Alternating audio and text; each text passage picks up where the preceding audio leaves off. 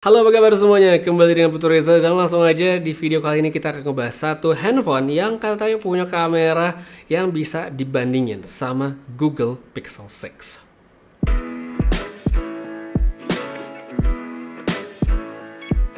Ini dia Realme 9 Pro Plus yang baru banget rilis. Saya kebetulan udah nyobain handphone ini sekitar 2 mingguan, jadi sebenarnya udah cukup banget untuk ngetes fitur-fitur barunya. Sebelum lanjut lebih jauh, kita unboxing dulu sebentar untuk lihat isinya. Yang seperti biasa ada kotak kuning yang isinya ada casing, ada kertas user manual sama SIM card ejector. Kemudian ini ada unitnya dengan warna biru yang cukup flashy. Sisanya ada kabel USB-C, ada charger 60W super dead charge, dan ya udah itu doang. Jadi ya buat recap, ini dia isi semua dari kotaknya Realme 9 Pro Plus. Melihat unitnya, HP ini punya desain yang kalau menurut saya sedikit lebih kalem kalau dibandingkan sama versi sebelumnya. Bagian lebih kalem ini konteksnya adalah nggak ada lagi tuh tulisan kayak Dare Tulip yang gede. Tapi kalau kita lihat lebih dekat ke handphonenya, unit warna birunya ini punya efek kayak glitter-glitter gitu yang sebenarnya kelihatan lumayan rame. Lewat handphone ini juga, Realme ngebawa tuh namanya teknologi warna di bagian back cover Photochromic Layer Light Shift Design. Jadi kalau misalnya handphone ini kepapar sinar matahari atau UV selama kurang lebih 3 detik, warnanya itu bakal berubah.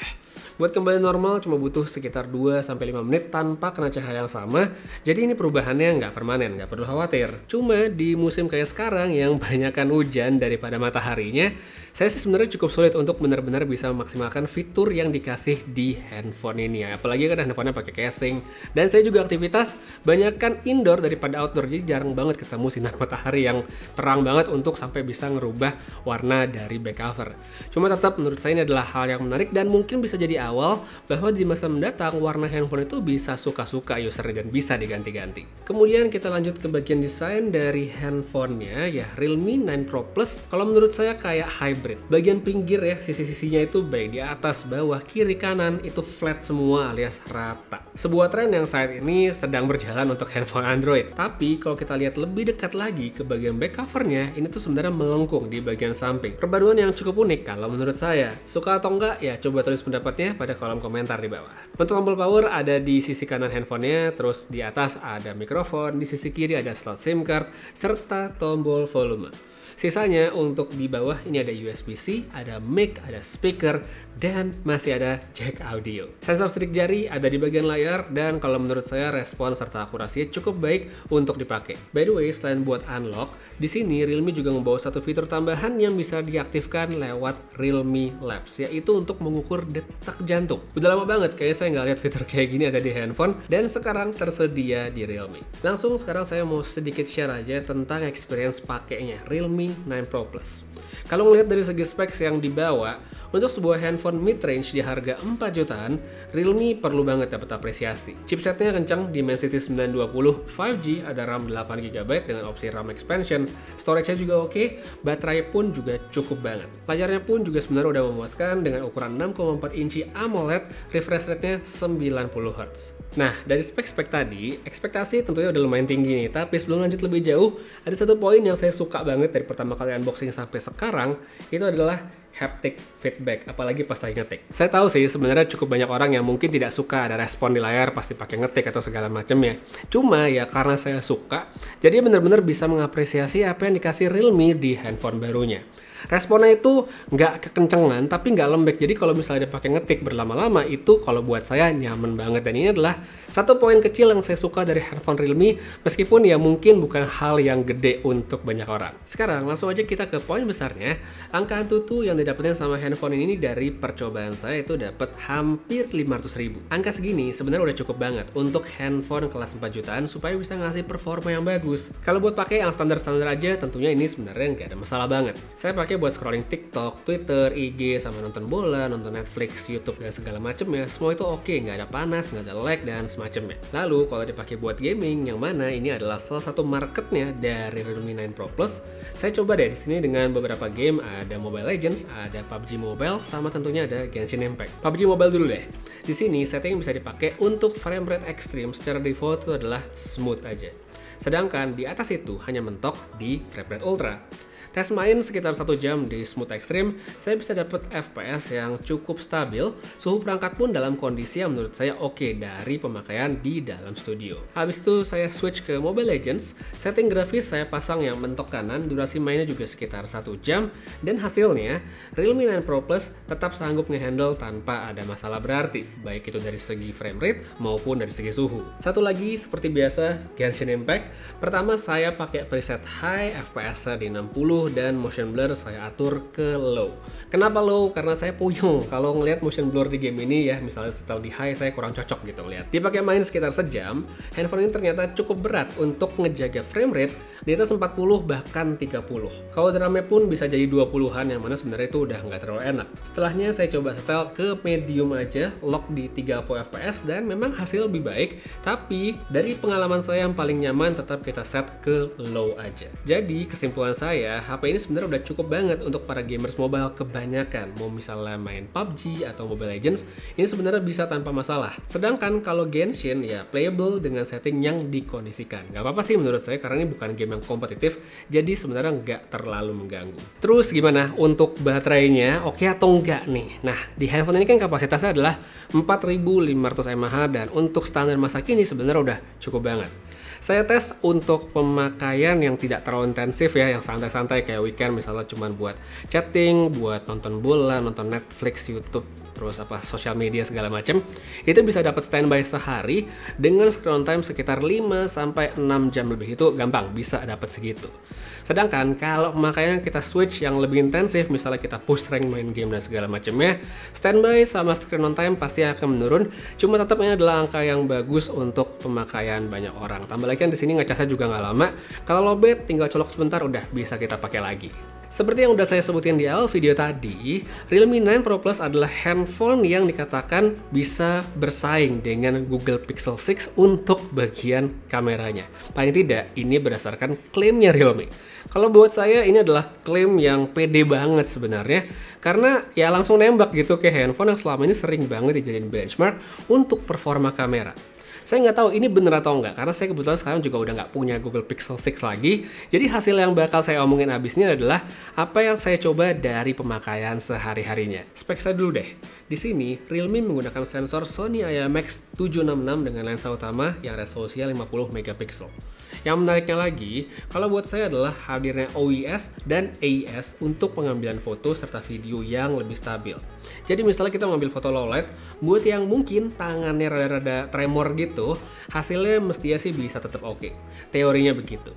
Sisanya ada lensa ultrawide dan makro juga di handphonenya, nggak ada telefoto sekalipun ada tombolnya. Lanjut ke mode foto, Realme 9 Pro Plus ini masih sama seperti handphone Realme yang terakhir saya tes ya, waktu itu ada Realme GT Master Edition, sama yang terakhir ya Realme Dragon Ball. Pilihan fiturnya masih banyak banget yang bisa dieksplorasi, termasuk ada mode street dengan filter-filternya. Jadi dalam waktu percobaan handphone ini, selama coba itu saya udah ngambil kurang lebih sekitar 500 foto, dan saya sebenarnya cukup kaget sih, karena hasil yang dapetin ini di atas ekspektasi. Saya nggak muluk-muluk tadinya, tapi apa yang bisa dapatkan lewat Realme 9 Pro Plus, saya yakin sebenarnya udah baik sekali untuk handphone di kelas 4 jutaan. Foto siang atau terangnya oke, detailnya juga dapet, seperti misalnya buat dynamic range ya, kayak ngambil foto yang latar langit di antara gedung-gedung, itu nggak masalah. Butuh angle yang lebih lebar, bisa kita pakai yang ultra wide-nya, yang secara hasil juga kalau menurut saya udah memuaskan. Seperti yang tadi saya udah bilang di awal, handphone ini nggak ada lensa telefoto, tapi untuk 2x digital zoom-nya, kalau menurut saya masih bisa dapetin foto yang cukup baik. Detailnya, seperti misalnya kita ngambil foto dekat kayak makanan, mainan, atau bunga, menurut saya juga so far so good, nggak ada masalah. Tapi ada kalanya juga sih kalau misalnya objek dekat ini kita nggak dapet fokus yang presisi. Jadi untuk beberapa case kita perlu dicari-cari untuk dapetin fokus yang terbaik. Kemudian kalau buat kemampuan low light, ini nih yang sebenarnya cukup bikin saya kaget pas pertama kali foto pakai handphone-nya. Waktu itu kan saya cuma iseng ya ngetes kamera sama majikan berbulu saya di kamar yang lampunya redup, dan hasilnya handphone ini ternyata bisa dapetin detail yang baik sekali di area bulu-bulunya. Saya coba lagi dengan yang warna lebih gelap dan hasilnya pun sama impresif. Kita beralih dari foto majikan-majikan saya, sekarang saya tes di indoor yang nggak terang, hasilnya pun sebenarnya tetap memuaskan sekali. Kalau mungkin kita butuh ngangkat bagian shadow atau highlight ya bisa pakai night mode, tapi kalau saya sih kecuali gelapnya udah nggak oke baru saya nyalain night mode-nya. Sisanya untuk foto outdoor ya, kayak lampu-lampu atau objek lainnya, kalau menurut saya nggak ada komplain yang berarti karena hasilnya memuaskan di banyak situasi. Palingan ya soal warna, kalau misalnya kita pakai night mode beberapa kayak misalnya yang merah gitu saturasinya bisa naik, tapi kalau menurut saya bukan sesuatu yang besar banget. Kamera depan hasilnya mau terang atau low light bisa dapetin yang oke, dan kalau low light sedikit catatan ya jangan terlalu gelap supaya kita bisa dapetin hasil yang bagus.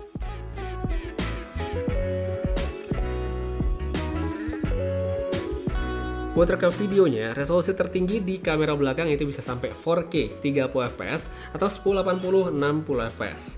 Kalau di depan mentoknya 1080 30fps saja. Pengaturan disediain nggak banyak dan hanya ada AI video doang. Nggak ada tombol untuk fitur steady, jadi asumsi saya AIS yang ada di handphone ini otomatis aktif setiap dipakai.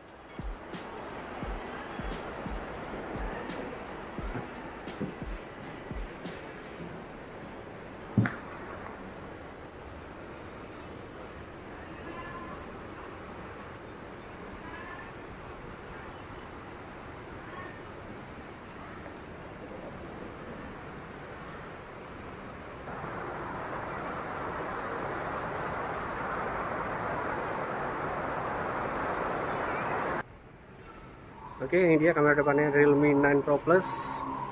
Ini sebenarnya siang hari, cuman saya di bawah atap ada lampu dan kondisinya agak mendung di luar sana. Jadi dia perekaman videonya untuk kamera depan, hasil seperti ini, audio bisa langsung didengar. Oke atau enggak, pasti mendapatnya pada kolom komentar di bawah.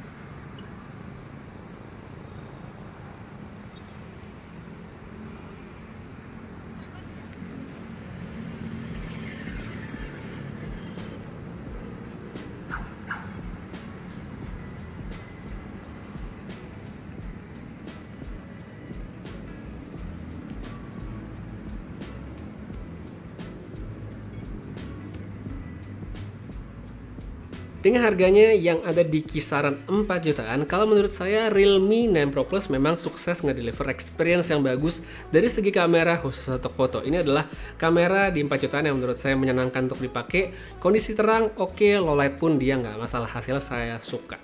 Performa handphone sendiri kalau misalnya kita pakai untuk harian ya kayak sosmed, chatting dan segala macam nggak ada masalah sama sekali. Gaming pun juga oke, meskipun ini bukan buat yang hardcore banget. Jadi kalau misalnya kamu di awal 2022 ini lagi mencari handphone baru di rentang 4 jutaan dan memprioritaskan kamera sebagai satu key point yang ingin kamu punya, maka Realme 9 Pro Plus ini adalah handphone yang menurut saya layak banget untuk dipertimbangkan. Jadi kalau kamu pengen beli, seperti biasa, lebih detailnya saya taruh aja pada kolom deskripsi di bawah, langsung aja dicek. Untuk sekarang kayak segitu aja dulu ya reviewnya untuk Realme 9 Pro Plus. Semoga ngebantu bagi yang cari referensi. Putri saya pamit, sampai ketemu lagi di video berikutnya. Jaga kesehatan selalu dan seperti biasa, have a nice day.